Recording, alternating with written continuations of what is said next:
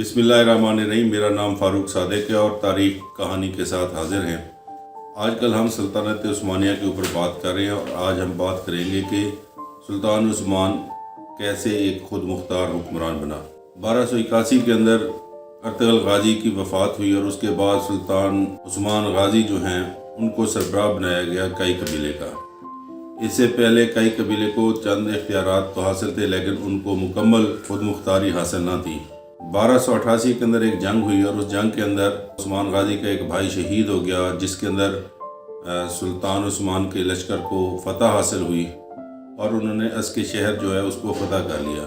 इस बात की खबर जब सुल्तान तक पहुंची कोनिया के अंदर, तो उसने बहुत ज़्यादा खुशी का इजहार किया। दायरे के अंदर बांधी हुई घोड़े की दुम होती है या याक की दुम होती है, वो भेजी, जो कि सल्तनत रोम का या सल्जूकों का निशान था।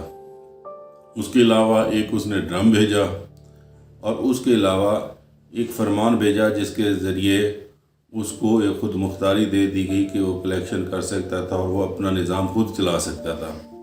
तो इस तरह उस्मान जो हैं, उस्मान गाजी, वो सल्तनत रूम के अंदर या कोनिया के हुकूमत के मतहत एक खुद मुख्तार सरदार की हैसियत से कायम हुए। इसकी बिना पर हर घंटा दोपहर के वक्त 1 घंटे के लिए ड्रम बजाया जाता था और लोग खामोशी के साथ उसको सुनते थे।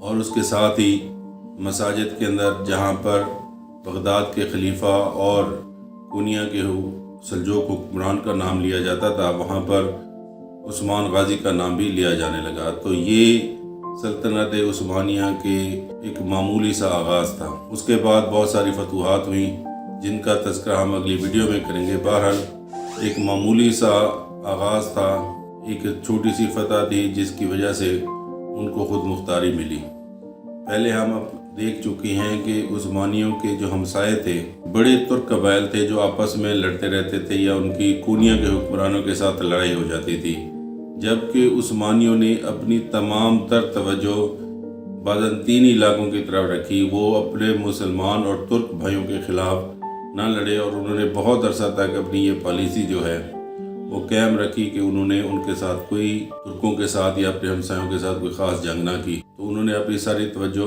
बाज़ंतीनी से मज़कूर रखी। उस्मान गाजी ये चाहते थे कि उनका इलाका ना सिर्फ पुराना रहे बल्कि उसके अंदर तिजारत हो, और उस वक्त तिजारत का सबसे बड़ा ज़रिया जो था वो समंदर था। और उस्मान गाजी इस कोशिश में था कि उनकी रसाई जो है वो समंदर तक हो जाए। तो इसके बाद हम देखेंगे कि सुल्तान गाजी के बाकी अरसे के अंदर उसने कौन सी फतूहात हासिल की। उसके बाद हम ये देखेंगे कि सुल्तान उस्मान किस किस्म के इंसान थे और उनका निज़ाम हुकूमत कैसा था। Thank you very much.